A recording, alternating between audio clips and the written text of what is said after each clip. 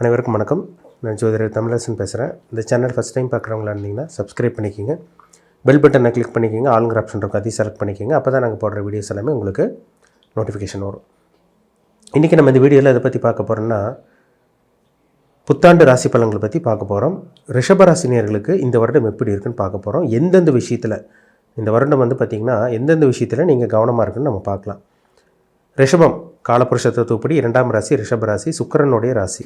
பொதுவாக ரிஷபராசிக்கார கலகலன்னு இருப்பீங்க, குடும்பத்தை கவனிச்சுக்கணும்னு நினைப்பீங்க, அடுத்தவங்களை மதிப்பீங்க. ரிஷபத்துக்குன்னு ஒரு தனி குணம் இருக்குது. கரெக்டாக நடந்துக்குவாங்க, ஃபேமிலி கரெக்டாக மெயின்டைன் பண்ணுவாங்க. அப்பேற்பட்ட ராசி தாங்க ரிஷபராசி. இது ஒரு நல்ல ஒரு ராசி, தாய்ப்பாசம் கொண்ட ராசின்னு சொல்லலாம். ஏன்னா சந்திரன் உச்சமடையக்கூடிய ராசி தான் ரிஷபம். இந்த ரிஷபராசி நேயர்களுக்கு பாருங்கள், இந்த வருடம் இந்த வருட கிரகங்கள்லாம் எப்படி இருக்குன்னு பார்க்கும்போது, சனி உங்கள் ராசிக்கு 11ஆம் இடமான லாபஸ்தானத்தில் இருக்கார். இந்த வருடம் 2026ஆம் ஆண்டு சனி பயிற்சி கிடையாது. உங்கள் ராசிக்கு 10ஆம் இடத்துல, அதாவது 10ஆம் இடத்துல ராகு இருக்கார், அதாவது கும்பத்தில் ராகு இருக்கார். உங்கள் ராசிக்கு 4ஆம் இடத்துல கேது இருக்கார், சிம்ம ராசியில் கேது இருக்காங்க. உங்கள் ராசிக்கு 2ஆம் இடத்துல குரு இருக்கார். இந்த வருடம் நடுப்பகுதி பார்த்திங்கன்னா ஜூன் மாதம் குரு பயிற்சி நடந்துடும். ராசிக்கு 3ஆம் இடத்துக்கு குரு போயிடுவார். எந்தெந்த விஷயத்தில் கவனமாக இருக்கணும், உங்கள் வாழ்க்கையில் என்னென்ன நல்ல விஷயங்கள் நடக்கும், எல்லாமே இந்த மாதிரி வீடியோவில் பார்த்துடலாம். ராசிக்கு 11ஆம் இடமான லாபஸ்தானத்தில் சனி இருக்கிறது ஒரு யோகம். பொதுவாகவே 3, 6, 10, 11ஆம் இடத்துல சனி இருக்கிறது ஒரு நல்ல ஒரு அமைப்பாக சொல்லப்பட்டிருக்கு. இந்த வருடம் பாருங்கள், சனி 11ஆம் இடத்துல இருக்கிறதுனால உங்களுக்கு நிறைய லாபங்கள் கிடைக்கும், அதில் டவுட்டே கிடையாது. வர வேண்டிய பணம் கைக்கு வரும். பிஸ்னஸில் நல்லா டெவலப் ஆகிறது, தொழிலில் நல்ல மாற்றத்தை பார்க்குறது.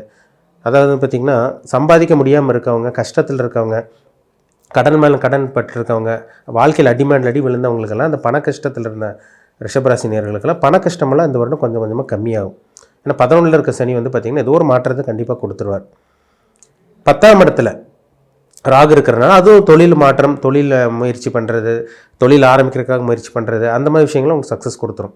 இல்லை தொழிலை மாற்றணும்னு நினைக்கிறவங்களுக்கெல்லாம் தொழிலில் நல்ல ஒரு மாற்றம் ஏற்படும். ஏன்னா 10ல் ஒரு பாவி இருக்குன்னு சொல்லுவாங்க. இப்போ 10ஆம் இடத்துல இருக்க ராகு உங்களுக்கு குருவோட பார்வையில் இருக்கார். அது ஒரு சிறப்பான ஒரு அமைப்புன்னு சொல்லிடலாம். இதெல்லாம் உங்களுக்கு இந்த கோச்சார கிரக நிலையை பார்க்கும்போது ரிஷபராசி நேயர்களுக்கு சாதகமான ஒரு அமைப்பாக தான் இந்த வருஷம் இருக்குது. ஆனால் ஒரு சில விஷயங்களை நீங்கள் கேர்ஃபுல்லாக இருக்கணும், கவனமாக இருக்கணும். ஏன்னா உங்கள் ராசிக்கு 4ஆம் இடத்துல கேது இருக்கார். 4ஆம் இடத்துல கேது இருக்கிறது நல்லதாக கெட்டதான்னு பார்த்தீங்கன்னா, கேது 4ஆம் இடத்துல இருக்கக்கூடாதுங்க. கேதுக்குன்னு ஒரு தனி ஒரு இடம், அதாவது 3ஆம் இடம், 6ஆம் இடம், 10, 11 இந்த மாதிரி இடத்துல கேது இருந்துச்சுன்னா சில நல்ல விஷயங்கள்லாம் நடக்கும். பொதுவாகவே கேது எந்த இடத்துல இருந்தாலும் அந்த இடத்த கெடுக்கும், அந்த இடத்துல தடை பண்ணும், அந்த இடத்த முடக்கி வைக்கும். கேதுவோட அந்த கிரகத்தோட இதே அமைப்பே அதுதான்.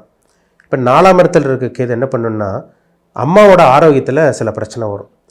அம்மாவோட ஹெல்த் கண்டிஷன் சில பாதிப்பு கண்டிப்பாக கொடுக்க தாங்க செய்யும். ஏன்னா 4ஆம் இடத்துல இருக்க கேது அம்மா வழி சொந்த பந்தங்கிட்ட சில பிரச்சனைகள், அம்மாவோட கருத்து வேறுபாடு, அம்மாவோட ஆரோக்கியத்தில் சில பிரச்சனை, இதெல்லாம் 4ஆம் இடத்துல இருக்க கேது கண்டிப்பாக கொடுப்பார். ஒரு சில பேருக்கெல்லாம் பார்த்திங்கன்னா உங்களுக்கே ஹெல்த் பிரச்சனை வரும். ஏன்னா 4ஆம் இடங்கிறது சுகஸ்தானம். ஒரு மனுஷன் நல்லா சொகுசாக வாழ்கிறாங்களா, சுகமாக வாழ்கிறாங்களா, ஆரோக்கியத்தோடு வாழ்கிறாங்கன்னு சொல்கிற இடம் தான் இந்த 4ஆம் இடம். அப்போ இந்த 4ஆம் இடத்துல கேது இருக்கிறனால உங்களுக்கே சில ஆரோக்கியத்தில் சில பிரச்சனைகள், பெரிய அளவுக்கெல்லாம் பாதிப்பு இருக்காது, கொஞ்சம் அலைச்சல் திருச்சல்னால சில பிரச்சனைகள் இருக்கும். பிபி இருக்கவங்க, கொலஸ்ட்ரால் இருக்கவங்க, இந்த மாதிரி இருக்கவங்களாம் கொஞ்சம் செக் பண்ணிக்கோங்க, சரிங்களா? ஏன்னா 4ஆம் இடத்துல இருக்க கேது சில ஆரோக்கியத்தில் சில பாதிப்பை கொடுப்பாருங்கிறதுல மாற்றமே கிடையாது.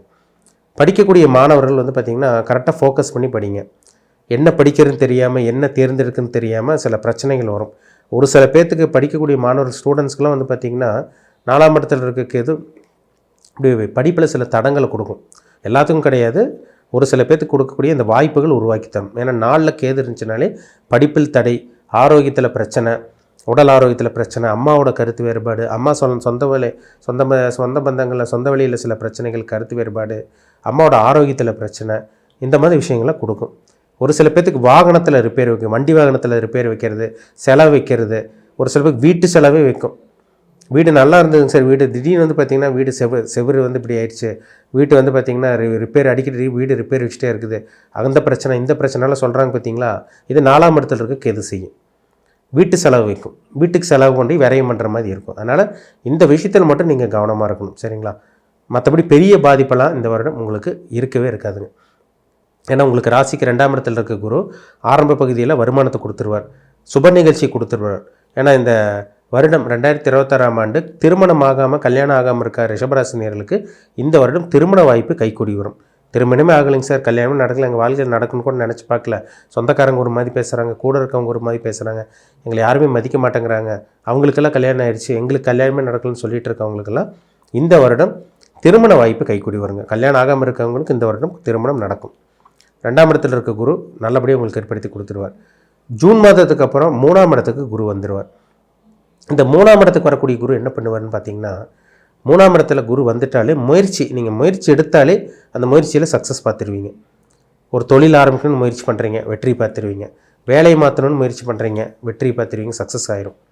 வேலையே கிடைக்கலன்னு முயற்சி பண்ணிட்டுருக்கீங்க, இன்டர்வியூ அட்டன் பண்ண போகிறீங்க, கண்டிப்பாக அந்த டைமில் உங்களுக்கு இன்டர்வியூ அட்டன் பண்ணிங்கன்னா வேலை கிடச்சிடும். ஏன்னா 3ஆம் இடத்துல இருக்க குரு முயற்சி ஸ்தானத்தில், தைரிய வீரிய ஸ்தானத்தில் உச்சம் பெறக்கூடிய அமைப்பில் இருக்கிறனால வேலை, அதே மாதிரி வந்து பார்த்திங்கன்னா சொந்த தொழிலில் முயற்சி, சொந்த தொழில் பண்ணுறவங்க ஃபோக்கஸ் பண்ணிட்டுருப்பீங்க, சொந்த தொழில் ஆரம்பிக்கலாமா வேண்டாம்னு, அதில் சில வெற்றி பார்க்குறதும் இந்த 3ஆம் இடத்துல இருக்க குரு கண்டிப்பாக கொடுத்துருவார். தம்பி தங்கச்சியோட ஆதரவு, அதே மாதிரி கலைத்துறையில் இருக்கவங்களுக்கு ஒரு மாற்றம், அதே மாதிரி பார்த்திங்கன்னா நிறைய ஆர்டர் கைக்கு வர்றது, பிஸ்னஸில் நிறைய ஆர்டர் கைக்கு வர்றது, வேலையாட்கள் வந்து உங்கள் பேச்சு கேட்காம இருந்திருப்பாங்க, இதெல்லாமே உங்களுக்கு இந்த டைமில் உங்களுக்கு ஸ்மூத்தாக போயிடும். உங்களுக்கு வேலையாட்கள் நீங்கள் சொன்னபடி கேட்பாங்க, நீங்கள் எந்த முயற்சி எடுத்தாலும் அதில் உங்களுக்கு வெற்றி பார்த்துருவீங்க. ஏன்னா 3ஆம் இடத்துல இருக்க குரு சக்ஸஸ் மட்டுமே கொடுத்துருவார். உங்களுக்கு வந்து 11ஆம் இடத்துல சனி இருக்காருங்க, அது ஒரு நல்ல ஒரு சிறப்பான ஒரு அமைப்புன்னு சொல்லிடலாம். 10ஆம் அதிபதி உங்களுக்கு 11ஆம் இடமான லாபஸ்தானத்தில் இருக்கார். 10ஆம் அதிபதி 11ல் இருக்கிறனால தொழில் மூலமாக நிறைய லாபங்கள் சம்பாதிக்க போகிறீங்கன்னு காமிக்குது. 10ஆம் இடத்துல இருக்கிற ராகு உங்களுக்கு வந்து தொழிலில் மாற்றம், இல்லை பிரம்மாண்டமாக தொழில் ஆரம்பிக்கிறது, இல்லை இருக்கிற தொழில் விட்டு இன்னொரு தொழில் மாற்றுறது, இல்லை இந்த இருக்கிற தொழில் வந்து பார்த்திங்கன்னா ஒரு 2-3 பிரான்ச், இந்த மாதிரி அதே தொழில் வந்து 2-3 பிரான்ச் ஆரம்பிக்கிறது, இந்த மாதிரி விஷயங்கள்லாம் இந்த வருடம் ரிஷபராசி நேயர்களுக்கு ஒரு அற்புதமான ஒரு வாய்ப்பை ஏற்படுத்தி கொடுக்கும். அதனால் கவலையப்படாதீங்க. 10ல் ராகு இருக்கிறனால தொழிலில் பிரச்சனை கிடையாது, வேலையில் பிரச்சனை வராது, உங்களுக்கு வேலை மாற்றம் பண்ணலாம்.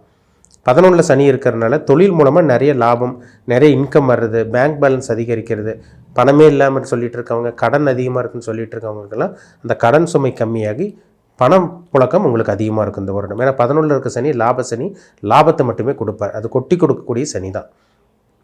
3ஆம் இடத்தில் இருக்க குரு வந்து பார்த்திங்கன்னா உங்களுக்கு 8ஆம் இடத்தெல்லாம் பார்த்துருவார். அப்போ வெளிநாட்டு பிரயாணம், வெளிமாநில பிரயாணம், இந்த மாதிரி விஷயங்கள்லாம் நீங்கள் தாராளமாக போகலாம். அதுக்குண்டான முயற்சியும் கண்டிப்பாக உங்களுக்கு சக்ஸஸ் ஆயிருங்க, கவலையப்படாதீங்க. இதெல்லாமே உங்களுக்கு ஒரு சாதகமான ஒரு அமைப்பு தான் உங்களுக்கு. ஏன்னா உங்களுக்கு அதாவது கடகத்தில் இருக்க வந்து பார்த்திங்கன்னா குரு வந்து உங்களுக்கு 7ஆம் இடத்தையும் பார்த்துருவார், ஆரம்ப பகுதி உங்களுக்கு 8ஆம் இடத்தையும் பார்த்துருவார். இதெல்லாமே உங்களுக்கு ரிஷபராசி நேயர்களுக்கு ஒரு அற்புதமான ஒரு அமைப்புன்னு சொல்லிடலாங்க. முயற்சி பண்ணுங்கள், எடுக்கக்கூடிய முயற்சி எல்லாமே உங்களுக்கு சக்ஸஸ் ஆகும். ஏன்னா குரு 8ஆம் இடத்தையும் பார்ப்பார், அதுக்கப்புறம் 7ஆம் இடத்தையும் பார்ப்பார். இந்த வருடம் வந்து பார்த்திங்கன்னா குரு கிட்டத்தட்ட 2-3 இடத்துக்கு மாறிடுவார்.